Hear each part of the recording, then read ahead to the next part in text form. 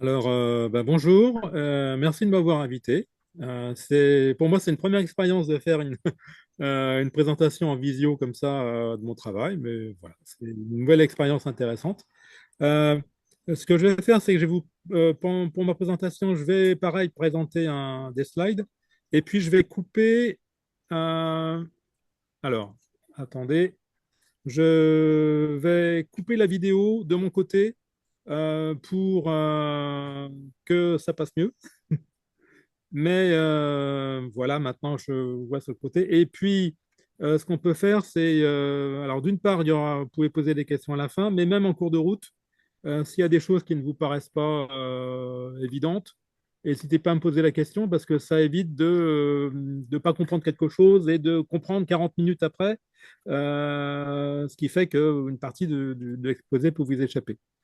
Donc, en fait, oui, j'avais fait une thèse de doctorat sur l'histoire de la vallée d'Anjou et j'avais été rendu compte que l'agriculture avait une énorme importance dans cette vallée. Donc, j'ai essayé de creuser le sujet. J'ai fait un article en 2008 dans une revue qui s'appelle Histoire et société rurale. Et puis, je me suis rendu compte, donc, au moment de ce travail-là, que l'histoire de l'élevage était souvent passait souvent au second plan. Il y a eu un essor des études sur l'élevage dans les années 1980, mais c'est relativement tardif en histoire quand même.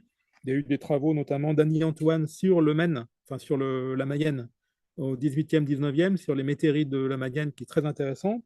Il y a eu des choses de fait, nous aussi, sur l'élevage bovin dans les années 90 et sur l'Auvergne. Mais en Anjou, ben, comme il n'y avait pas grand-chose sur la France en général, il n'y avait pas grand-chose sur l'Anjou non plus. Et donc, je me suis lancé dans cette recherche.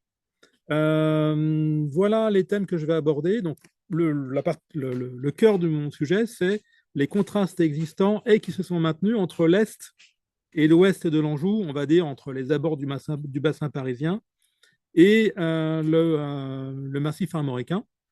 Il faut savoir aussi que l'histoire de l'agriculture pendant longtemps était très centrée sur le bassin parisien. C'est une des raisons pour lesquelles l'histoire de l'élevage est un peu passé à la trappe pendant longtemps parce que dans les grandes exploitations céréalières, il y avait de l'élevage, mais ce n'était pas le cœur c'est pas ça qui donnait la plupart des revenus. Donc, on va parler de la répartition du bétail, des races de travail qui étaient au début axées enfin, les races de bétail, les races bovines axées sur le travail. La révolution agricole qui s'est passée au 19e siècle et surtout au début du 19e siècle en Anjou, qui a changé des choses, notamment pour l'histoire de l'élevage. Et le fait que cette révolution agricole, elle a surtout bénéficié aux partis déjà orientés vers l'élevage, parce que c'est une révolution agricole qui était, oui, centrée sur la transformation des assolements et l'arrivée euh, de fourrage artificiel. Un tableau qui est intéressant pour commencer, c'est une statistique de 1836. Alors 1836, c'est la première grosse statistique qu'on a sur l'économie nationale par département. C'est des données, alors comme dit souvent, comme disait, je crois, Labrousse, il me semble, un historien, l'histoire, c'est l'étude des faits à partir de chiffres souvent faux. C'est des statistiques qui donnent des ordres de grandeur. Hein. Ça n'a pas une grande valeur réelle, hein, parce que les résultats des enquêtes auprès des communes n'étaient pas non plus une grande précision. Mais ça permet quand même de voir un moment où la révolution agricole est déjà bien engagée en Anjou, des contrastes énormes. Vous voyez la densité de bœufs par kilomètre carré. Arrondissement de Beaupro, c'est-à-dire l'arrondissement de Cholet, 14,9 bœufs par kilomètre carré. Arrondissement de Baugé, 5,8. Pour les vaches, 9 à Beaupro, 15 à Baugé. Ah, vous voyez, ça s'est inversé. Pour les chevaux, 3,7 à Beaupro, 7,2 à Angers et autour de 6,5 à Saumur et Baugé. Pour les ovins, alors les ovins, c'est de moins d'importance, ça représentait moins de valeur, mais on a d'énormes différences quand même. Le sud du département ayant beaucoup plus d'ovins que le nord. Et pour les porcs, c'est le contraire, c'est le Baugeois qui écrase tout le reste du département. et qu'on a 3 fois plus que le Saumurois par kilomètre carré et que 3 fois plus que le Baugeois. Donc on a d'énormes contrastes au début du 19e siècle en Anjou. Et ce sont des contrastes qui sont liés au mode de culture. Alors voyez une carte qui peut être aussi très très parlante. Le nombre de bœufs par kilomètre carré vers 1880. Donc on est en fin de période plutôt, hein, fin 19e, après la révolution agricole. Vous voyez, on a moins de 10 bœufs par kilomètre carré dans le Baugeois et le Saumurois, et ça peut descendre à 5. Et on est à 20, plus de 20 dans l'Ouest, la plupart du temps, voire plus de 30. Donc vous avez des contrastes au début du 19e et qui se maintiennent ensuite au cours du 19e. Ce sont des contrastes qui sont valables. Alors pour les différences, ça euh, en en Loire inférieure, en Mayenne, en Vendée, dans les Deux-Sèvres, la densité des bœufs elle est comprise autour de 10 bœufs par kilomètre carré. Et à l'est, en Indre-et-Loire, on est à 2,5. Vous voyez, ça se situe dans un ensemble. Dans la Sarthe, on est à 3,2 au lieu de 10. Pour ce qui concerne les chevaux, alors, je vais vous donner une carte, par exemple. Au nord, on trouve des densités de chevaux dans la Sarthe qui sont autour de 9 à 10 chevaux par kilomètre carré, alors qu'on est très loin en dessous quand on est du côté de Beaupro. Hein, on est plutôt à 4. Fin 19e, on est peut-être plutôt à 5. Voilà. Et ce sont des différences qui sont liées à la part de l'élevage dans l'économie. Dans l'Ouest, on a des régions d'élevage et d'engraissement, avec des petites exploitations et des grandes. Dans les petites exploitations, on a des vaches, parce que les bœufs, c'est des animaux qui sont très coûteux et très rentables, enfin, très coûteux et qui sont rentables avec une certaine surface à cultiver. C'est comme avoir un gros tracteur. Si vous avez un gros tracteur et que vous avez 3 hectares, bon, c'est pas rentable. Donc, on a des bœufs, surtout dans les régions où il y a de la grande propriété. Hein. Euh, donc, on en a beaucoup dans les Mauges, dans la région de Viers. Vous avez des nombreuses exploitations qui font de 50 hectares au début du 19e. Par contre, dans l'Est, vous avez rarement des grandes exploitations parce que dans Saint-Murois, enfin, vous avez déjà des petits exploitants, euh, on va dire généralistes, et vous avez aussi beaucoup, dans le Saint-Murois, beaucoup de vignes. Donc, ce n'est pas dans les régions de vignes qu'on va avoir besoin de bœufs. Euh, je peux vous donner une carte qui donne aussi une indication indirectement de la taille des exploitations. C'est une carte du nombre de parcelles par hectare. Alors, le nombre de parcelles par hectare, ça n'indique pas combien il y a d'exploitations par hectare, hein, ou pour 100 hectares. Mais par contre, plus les tailles des parcelles sont petites, plus la taille des parcelles est petite, et plus vous avez de chances d'avoir des petites exploitations. Parce qu'une grande exploitation, elle peut avoir des parcelles très très grandes. Et vous voyez là, sur cette carte-là, on voit un peu un vide dans l'ouest du département. Bah, c'est là où il y a des grandes exploitations, donc peu de parcelles par hectare. Et vous avez toutes les régions de vignobles, c'est-à-dire le Saumurois, le sud de la Loire entre Angers et Saumur. Et alors, on avait oublié que c'est une région aussi de vignobles au début du 19e, toute la région à l'ouest de Beaufort-en-Vallée. Vous avez aussi de grandes densités du côté de Brin-sur-Lotion, etc. Et puis vous avez aussi, alors ça c'est particulier aux vallées, dans les vallées, vous avez de très fortes densités de très forte répartition de la propriété et des petites exploitations. Ça c'est pour vallées où on a beaucoup de travail à la bêche sur des toutes petites surfaces et, et du travail qui nécessite qui prend beaucoup de travail. On compte en général dans une métairie 6 à 8 bœufs, 3 ou 4 vaches, 3 à 7 veaux et des élèves, des jeunes animaux. Et puis une vingtaine de moutons et parfois un cheval.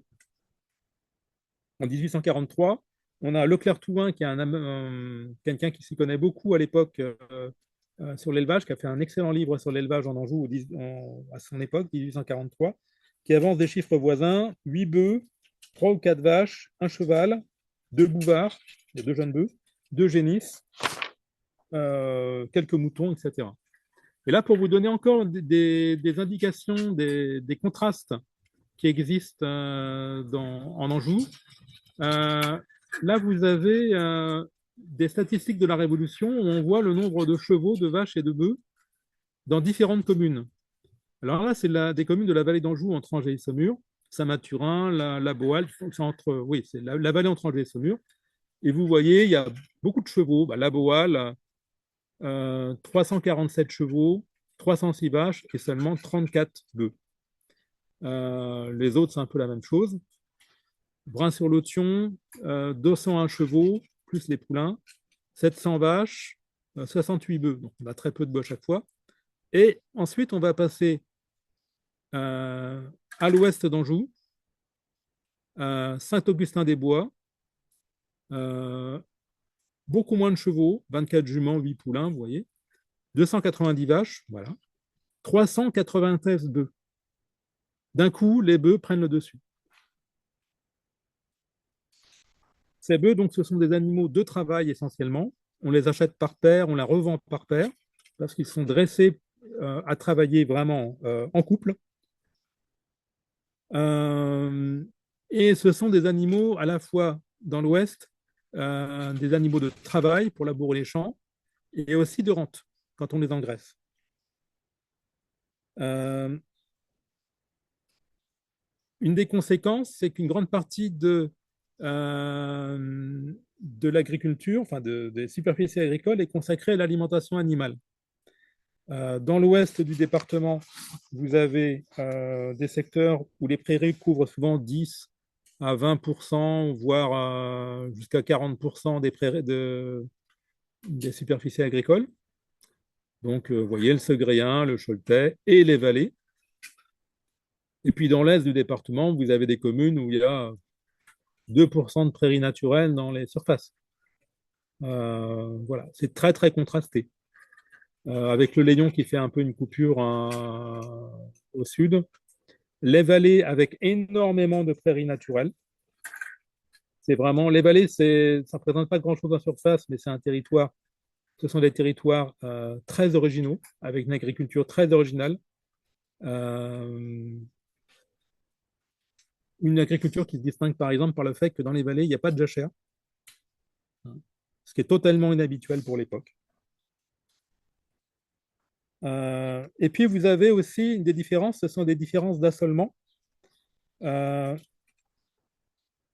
dans l'ouest, avec des sols qui sont plus argileux et acides, les agriculteurs utilisent alors les pâtures entre deux périodes de labour pour nourrir le bétail. Donc on a de grandes périodes de pâture, 4 années, 6 années, jusqu'à 9 années où on laisse la terre en repos. Ça permet de voir l'herbe se développer, ça permet d'avoir des genêts, et puis au bout d'un moment, eh ben, on brûle les genêts pour enrichir le sol avec la cendre, on laboure, et on peut repartir pour donner des cultures. Euh, Souvent, on a deux, trois, dans les Mauges, on a souvent deux, trois récoltes de céréales d'affilée, puis une pâture de 4 à 6 ans, avec des cycles qui peuvent être très variables, hein. Si plus la terre est mauvaise, on va dire plus la terre est pauvre, et plus les pâtures durent longtemps. Il y a des assolements où aussi on trouve des guérets, puis du froment, euh, avec une alternance pendant 2 ou 3 fois, et puis des chaumes avec une pâture de 6 ans. Au total, généralement, on a grosso modo un tiers des terres qui est cultivée, un tiers est en labour, et le dernier en pâture. Mais ce sont des pâtures de longue durée. Ça se retrouve aussi dans le Ségréen, dans le nord du Maine-et-Loire, hein. Dans le nord-ouest, comme dans le sud-ouest, on a à peu près le même système. Donc, on a peu de fourrage. Et en plus, on laisse peu de place au pâturage en alternance avec les terres labourables. On a beaucoup de grains. Les revenus de l'Est, c'est les grains, le vin, le bois en saumurois, Et dans le Baugeois, bon, on a un peu plus d'élevage dans le Baugeois parce qu'on cultive, enfin, on élève des vaches et des porcs en particulier. Euh, Ça se retrouve aussi dans le paysage, hein. Dans l'ouest, on a un bocage qui est assez dense. Et dans l'est, dans le Baugeois, on a un bocage dégradé et puis on a très peu de bocage dans le Samurois. Euh, donc dans l'est, les chevaux sont souvent utilisés comme animaux de bas. Les métairies ne comportent souvent que 2 à 4 bœufs, même si ce sont des métairies, hein, donc des grandes exploitations. Et souvent, on attelle un ou deux chevaux devant les bœufs pour hâter leur marche. Notamment, les gens disent que les chevaux obéissent plus rapidement à la voix, et donc ça facilite le travail. Dans le Saumurois, une exploitation de 13 à 20 hectares à l'ouest du Touet, ça se laboure avec 2 bœufs, un ou deux chevaux dans le canton de Montreuil-Bellay. Puis dans le canton de Montreuil-Bellay, on trouve 2 bœufs, 2 chevaux, 2 mules pour 20 hectares. Une exploitation dans le Choletais de la même taille, elle aurait 6 bœufs. Hein, donc on en a 3 fois moins. Le Clair-Touin, donc, ce féru d'agriculture en 1843, signale des fermes de 40 à 60 hectares où on ne trouve que 4 bœufs, 2 chevaux, 8 vaches, ce qui est extrêmement peu si on compare au Choletais. Euh, En conséquence, donc le Clair-Touin estime que le bétail d'une métairie de 20 à 30 hectares a une valeur de 1500 à 2000 francs de l'époque dans l'est du département, contre 2600 à 3000 francs dans le Segréen ou les Mauges. Vous voyez, l'investissement en bétail n'est pas le même, et derrière, les revenus tirés du bétail ne sont pas les mêmes du tout non plus. Alors, les vaches sont relativement nombreuses dans l'est du département parce que l'est du département étant une région plutôt de petites exploitations, c'est là qu'on trouve les vaches. Alors, on n'a pas besoin de beaucoup de fourrage pour nourrir une ou deux vaches. Euh, et puis, alors, l'élevage des porcs est aussi très développé dans le Baugeois, ainsi que dans la vallée de l'Authion, c'est-à-dire la partie au bord de la Loire, au nord de la Loire, entre Angers et Saumur. Et donc, on élève beaucoup de porcs pour les envoyer vers Paris et vers la Beauce. Et on nourrit les porcs en partie avec le lait des vaches, qu'on mélange avec des feuilles d'ormeau, du son, des pommes de terre, de l'orge, etc. On prend à peu près tout ce qu'on trouve. Voilà. Donc, dans l'Est, on a des assolements qui sont pas du tout orientés vers l'élevage. L'assolement le plus courant, c'est l'assolement triennal, avec du froment sur une sole d'automne, de l'avoine, de l'orge ou du seigle, une sole de printemps, et puis après, des chaumes et des guérets, voilà, pour nettoyer la terre après des céréales. Parfois, on peut avoir des plantes sarclées qui s'intercalent dans les guérets, des pommes de terre, des racines fourragères, des légumes, mais on a des cycles beaucoup plus courts, quoi, en 3 ans au lieu de 9 ans dans le Choletais. Et puis, dans les régions où le sol est un peu plus pauvre, on a même des assolements biennaux plutôt, avec du froment et des guérets. Et puis, bien sûr, au milieu du département, on a des zones de transition où on a un peu tout qui se mélange. Un des résultats, c'est que dans le reste du département, eh bien, on a du mal à nourrir le bétail. Ce qui fait qu'on a par exemple, des arrêtés des autorités qui limitent le nombre de bêtes par exploitation, afin que tout le monde puisse avoir des bêtes. C'est notamment la sénéchaussée de Saumur, qui en 1743 prend un règlement pour limiter. Sur un domaine de 20 hectares, on limite à 2 vaches, 32 brebis, pardon, en plus des bêtes de labour. Alors bon, c'est le genre de règlement qui n'était pas forcément respecté, hein. Un règlement au 18e, c'est plutôt une tendance ou un outil à disposition de l'autorité que quelque chose de vraiment appliqué, mais c'est une tendance. Les différences du sol jouent sur les différentes exploitations. Par exemple, vous avez en 1811, dans le canton de Viers, vous avez le maire qui distingue les 15 communes du canton qui suivent ce qu'on appelle l'usage du Poitou, où il n'y a qu'un tiers qui rapporte chaque année, mais où on peut nourrir du bétail. Donc l'usage du Poitou, c'est l'usage du Choletais, pour simplifier. Et vous avez 4 communes du canton de Viers, donc dans le sud du département. Voilà. 4 communes du canton de Viers qui respectent ce qu'on appelle l'usage d'Anjou, mais où on peut très peu nourrir de bétail. On est vraiment à Viers, on est à la frontière entre les deux secteurs. Donc, en plus donc, de cette grande séparation est-ouest, on a les vallées dont j'ai déjà parlé. C'est un peu mon dada. C'est par là que je suis arrivé à l'étude de l'élevage. Dans la basse vallée de l'Authion, donc entre Angers et Saumur, vous avez des petites exploitations de 9 hectares. Vous avez 6 vaches, 4 à 6 élèves, donc des jeunes bovins, et 2 chevaux de transport, ce qui est énorme pour l'époque. Et puis, dans les statistiques que je vous ai montrées tout à l'heure, vous aviez à Mazé ou à Cornet, en bordure nord de la vallée, vous aviez 58 bœufs pour 2700 vaches, 900 chevaux et très peu de bœufs. Alors, ce bétail, il est l'objet d'une grande culture, enfin d'un grand commerce. Euh, le bétail, c'est une charge dans l'Est et un profit dans l'Ouest. Euh, les bœufs de labour, à l'époque, ils changent de propriétaire plusieurs fois au cours de leur vie. Le Segréen, le nord-ouest du département, le canton de Durtal, ce sont des pays naisseurs.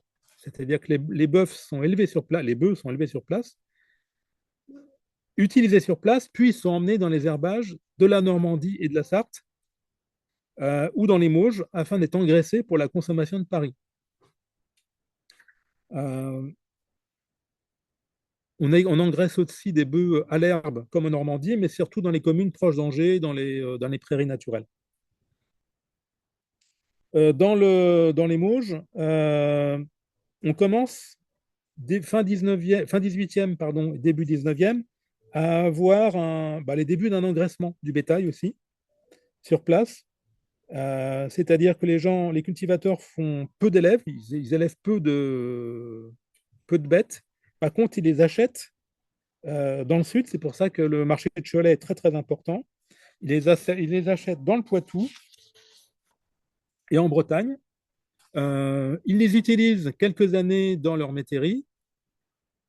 Ils commencent à les engraisser et ils les envoient vers Paris.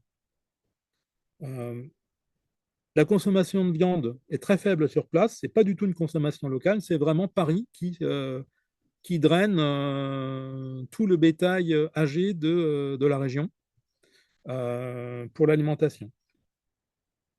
Donc en 1737, les Mauges, donc le sud-ouest du département, fournit 3,4% de la consommation parisienne, donc ça fait 3600 bovins à peu près.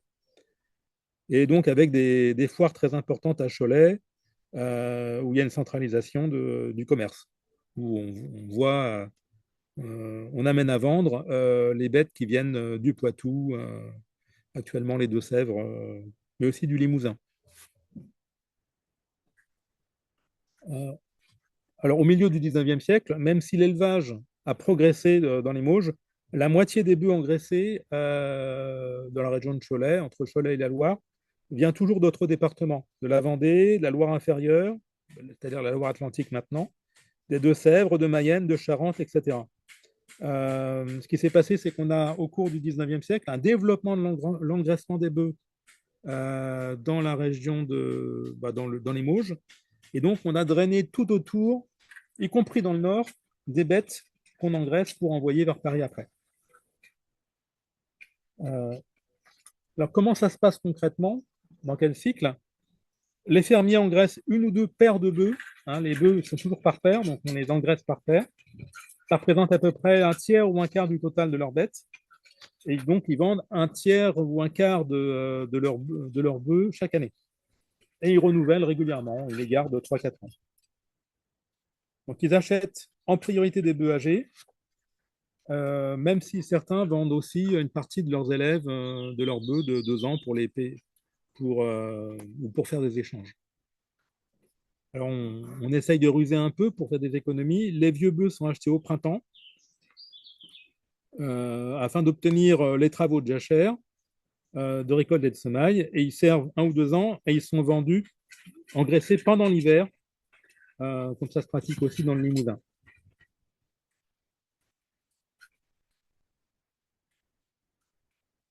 Euh, en revanche, dans le Saumurois et le Baugeois, le, les bovins pas une source de revenus, mais c'est plutôt un investissement. Comme je disais, comme un tracteur. Un tracteur, avec le temps, c'est comme n'importe quel véhicule, il perd de la valeur avec le temps. C'est pareil dans le Saumurois ou le Baugeois. Euh, les cultivateurs achètent des bovins et ils les nourrissent assez mal. Donc, dans l'est du département, ce que je disais, c'est qu'on a une rareté des fourrages et un prix des fourrages aussi, qui ne permet pas d'entretenir le bétail en bonne forme. Donc, on achète du bétail à un moment donné, on le revend quelques années plus tard, le plus tard possible, beaucoup moins cher qu'on l'a acheté. On les garde jusqu'à l'âge de 7 à 10 ans. Et puis les vaches, de leur côté, sont conservées jusqu'à 10 ou 15 ans. Et les bœufs âgés, donc dans l'est du département, Baugeois et Saumurois, les bœufs sont revendus dans les marchés à des Normands qui sillonnent le département. Les marchands de bétail normands sont très importants. Les marchés sont en fait organisés entre eux, coordonnés de manière à ce que les marchands puissent aller d'un marché à l'autre pour récupérer des bêtes, pour ensuite remonter vers le nord, euh, vers la Normandie. Et ces bêtes-là, elles sont engraissées en Normandie pour être envoyées vers Paris. Il ne faut pas oublier qu'à l'époque, il n'y a pas de train. Donc, quand on engraisse des bêtes, après l'engraissement, il faut les envoyer à pied à Paris. Donc, si le chemin est trop long, eh bien, les bêtes vont perdre de la graisse, tout simplement. Donc, ces bêtes, ce sont essentiellement, au début du 19e siècle. Emmanuel, il y a une Oui, question de la ouais. part d'Annie. Voici Annie. En fait, c'était un peu ce que vous avez dit, c'est-à-dire, je me disais, mais si on engraisse des animaux et qu'ensuite on leur fait parcourir un grand nombre de kilomètres, il ne doit plus rester grand-chose à la fin, quoi. Et oui, effectivement, c'est un peu le problème des Mauges au départ, parce qu'on engraisse dans les Mauges pour envoyer vers Paris, et les bêtes perdent de la graisse. Alors, ce qui arrive souvent, c'est qu'en fait, on les envoie pas directement à Paris, mais on les envoie en Normandie. Et là, en Normandie, elles sont engraissées. Euh, où voilà, elles partent bien, bien grasses, elles arrivent moins grasses en Normandie, on les réengraisse et elles repartent ensuite vers Paris. Ou bien ça va directement vers Paris. La différence au cours du 19e siècle, c'est qu'avec l'arrivée du chemin de fer, au lieu d'avoir des semaines de trajet pour aller vers la Normandie puis vers Paris, on va pouvoir aller à Paris en une journée. Et donc ça réglera tout. Euh, ces bêtes, ce sont essentiellement ce qu'on appelle des races de travail, c'est-à-dire essentiellement ce qu'on appelle la race dite poitevine. Donc on fait poitevine, nantaise, choltaise, partenaise, c'est grosso modo la même chose, avec des noms locaux et assez peu de variations d'un endroit à l'autre en fait. Même si les bêtes partenaises apparemment sont plus grandes que les autres, il n'y a pas une grande différence. Il y a une sorte d'uniformité parce qu'en fait, c'est un argument de vente. La couleur de la robe, donc c'est froment. Et ah, j'entends un petit bruit. C'est une question? Non, c'est juste un petit bruit. Donc, il y a une physionomie commune des bêtes parce que c'est un critère de commercialisation. Euh, les critères physiques sont utilisés comme des indicateurs de qualité. L'aptitude à donner du lait, à travailler, à prendre de la graisse, à grandir rapidement. Euh, Donc, en fait, la sélection se fait pas lors de la reproduction, mais la sélection des veaux. Si les veaux sont proches du standard, on les garde, parce que ça va rassurer l'acheteur. Si les veaux sont un peu différents, on les tue. Euh, Il y a des essais d'introduire de nouvelles bêtes, notamment le s'appelle Rouget, introduit des taureaux et des vaches suisses. Alors, ce sont des bêtes qui ont beaucoup de succès. Donc, les vaches suisses ont beaucoup de succès, mais ce sont des bêtes aussi qui sont difficiles à nourrir et qui s'écartent du standard habituel. Donc, les métis de bêtes qui viennent d'ailleurs ont beaucoup de succès d'estime, mais relativement peu de succès commercial. Ce sont on va dire, des lubies, souvent des lubies de grands propriétaires fonciers qui veulent transformer l'agriculture, mais dont les activités ne sont pas forcément adaptées au fonctionnement concret de l'agriculture locale. On a des différences dans la sélection du bétail. Dans le bas Maine, enfin dans la Mayenne voisine, par exemple, les mâles sont tous gardés parce qu'on fait des élèves, ce qu'on appelle des élèves, et une partie seulement des femelles est élevée. Et alors que dans le Saumurois, on conserve peu de mâles, parce que les bœufs sont majoritairement achetés dans le Poitou. Par contre, on garde des femelles pour renouveler les troupeaux. Il y a des différences de prix d'un secteur à l'autre. Un bœuf qui est élevé dans le canton de Baugé, il y en a quelques-uns quand même, il est évalué à 180 francs, alors qu'à la même époque, un bœuf acheté dans le Poitou vaut 250 francs. Donc, on a des vaches et des bœufs qu'on appelle des bêtes angevines, qui sont probablement des croisements avec des bêtes suisses importées notamment par le comte de Cholet. Mais elles n'ont pas forcément une bonne réputation parce qu'on trouve qu'elles sont difficiles à nourrir et à engraisser. Et puis au nord, vous avez une race de bœufs qui a de l'avenir, on va dire. C'est la race Mancel, qui est d'abord cantonnée entre Segré et Durtal, vraiment tout au nord, et puis bien sûr dans la Mayenne voisine. Donc c'est la race Mancel. C'est une race qui est peut-être un mélange de race poitevine, normande et bretonne, qui est moins standardisée que la race poitevine, qui n'a pas la même homogénéité. Alors peut-être qu'il y a des croisements aussi avec des races suisses et hollandaises. Et puis, concernant les chevaux, vous avez une dominante de chevaux qui ont une très mauvaise réputation. C'est-à-dire, ce sont des animaux, en fait, des petits animaux rustiques qui sont élevés et qui vivent toute l'année sur les pâturages. Sauf un peu dans la région du Lion d'Angers, de Briolet, de Châteauneuf-sur-Sarthe. Et dans le Segréen, vous avez un peu d'élèves de chevaux dont certains sont envoyés pour l'armée. Et l'armée prend à peine une bête sur 5 en Anjou. C'est vraiment, on a vraiment des tout petits chevaux. Je crois dans mes souvenirs, c'était un bête 20 au garrot, quoi. Et on a un propriétaire de la vallée de Lotion qui écrit en 1810 que dans la vallée, donc entre Angers et Saumur, on voit jusqu'à 8 chevaux employés dans des terres légères où 2 chevaux de Beauce avec un seul laboureur feraient le double travail. Donc, bien sûr, les gens disent qu'il faudrait améliorer le bétail, améliorer les chevaux, comme on voudrait améliorer le bétail, mais toujours se pose la question de comment le nourrir. Voilà. Donc, on préfère les bêtes rustiques, qui se débrouillent un peu tout seuls. Et parce que derrière, effectivement, beaucoup de personnes ont conscience que le gros problème, si on a introduit de nouvelles bêtes, de nouvelles races un peu plus exigeantes, c'est comment on les nourrit. Les représentants des autorités localement sont parfois un peu sceptiques avec l'introduction de nouvelles bêtes.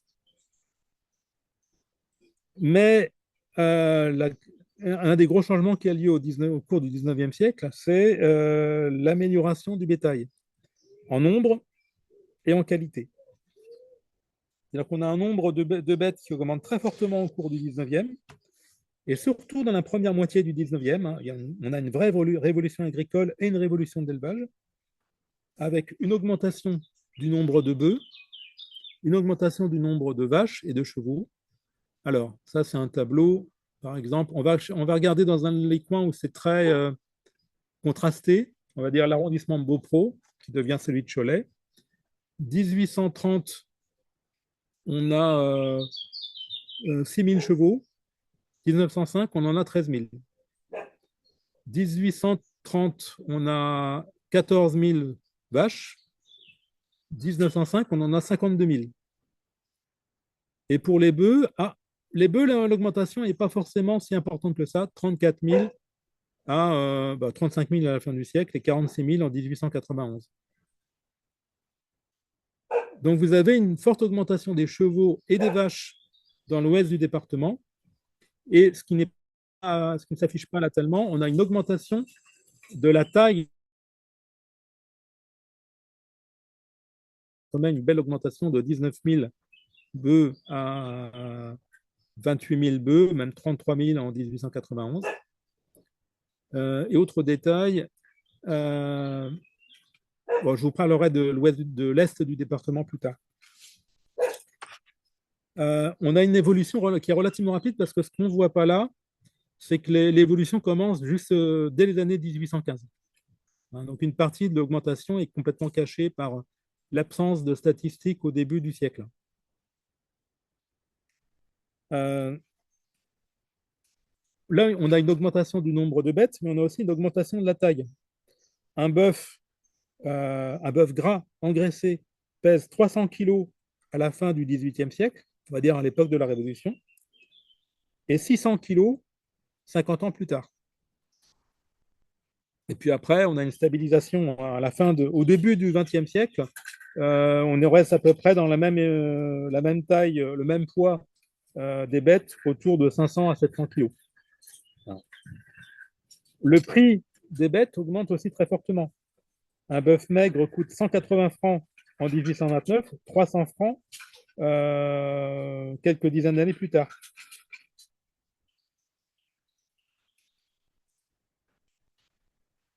On a une augmentation même du prix des vaches. Le prix des vaches triple en 50 ans, alors que les autres prix sont à peu près stables au cours de la première moitié du 19e siècle. On a aussi une amélioration des chevaux, avec des croisements avec des chevaux bretons et percherons.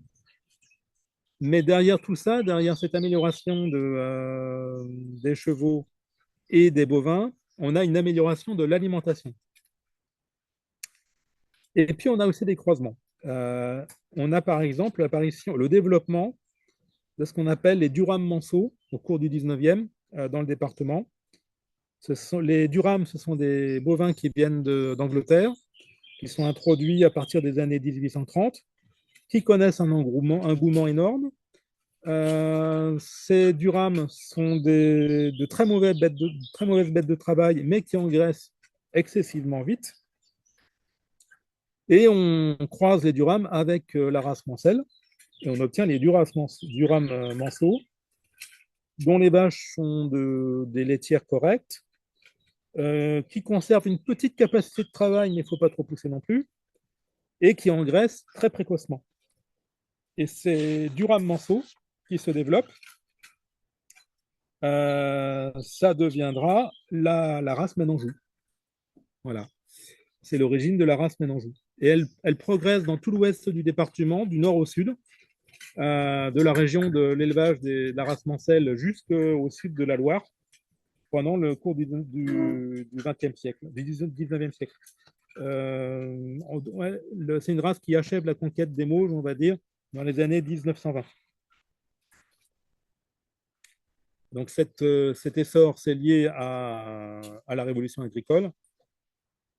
Cette révolution agricole, eh bien, elle est liée à des changements d'assolement et à l'introduction Alors, un truc que je ne vous ai pas montré tout à l'heure, on a un essor prodigieux aussi des exportations vers Paris.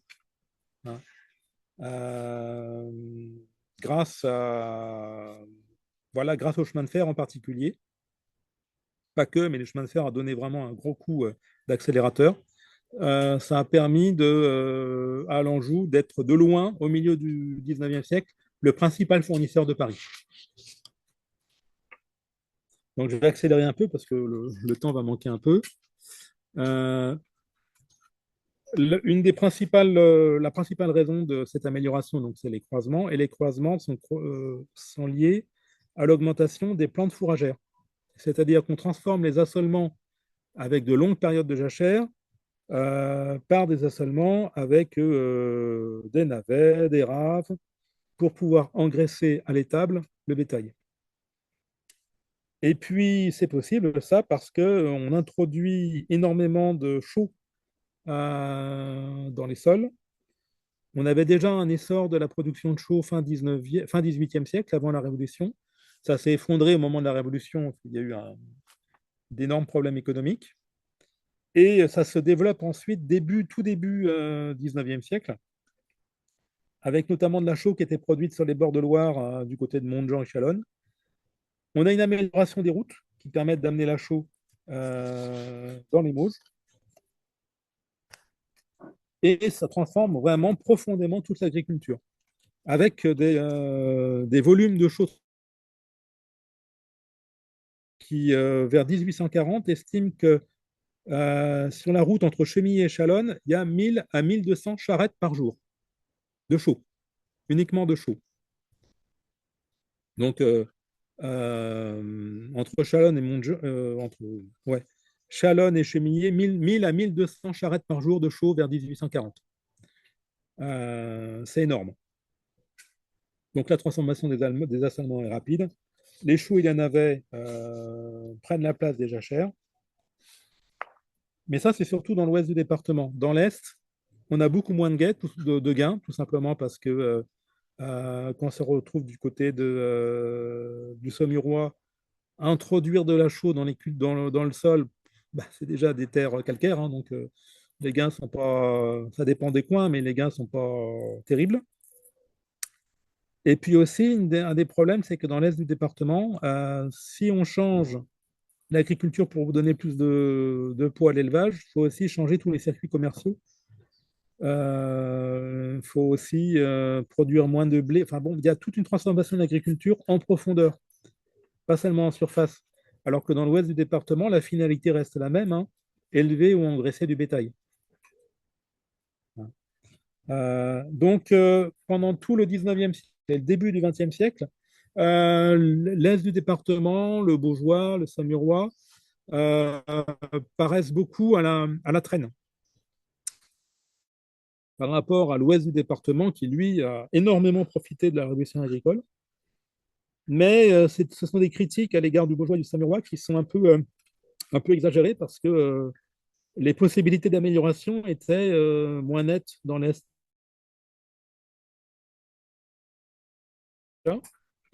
Et à cause de l'organisation commerciale aussi. Qu'est-ce que je peux vous dire aussi? Bon, on va finir par là pour donner plus de place aux questions. Mais je voulais quand même vous montrer un graphique qui montre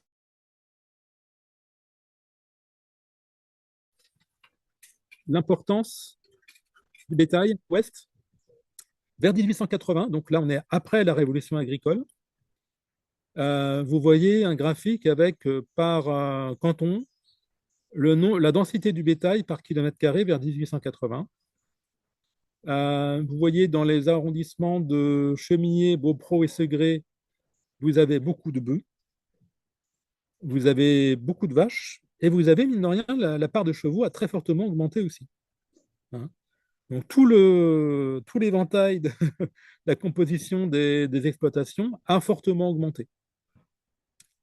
Alors que quand vous êtes dans la région de Gênes, donc en bord de Loire, mais rive sud, de Baugé ou de Noyant dans le Baugeois, ou de Douai-la-Fontaine, vous avez des vaches, vous avez peu de bœufs, ça a un peu augmenté, mais pas tant que ça.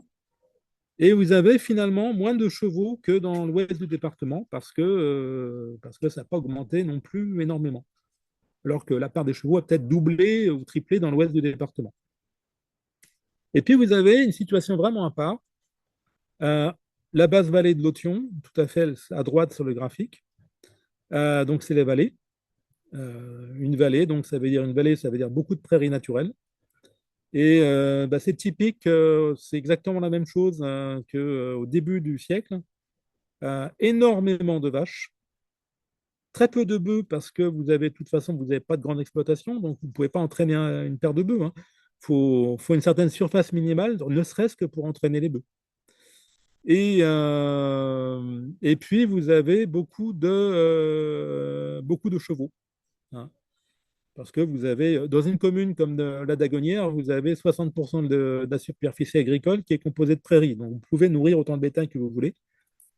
Et pour finir, eh bien, la nourriture de bétail, c'est vraiment le problème principal au cours du 19e. Euh, Quand vous pouvez nourrir du bétail, vous pouvez en avoir beaucoup. Quand vous ne pouvez pas, ça conditionne tout le reste de l'agriculture. Voilà.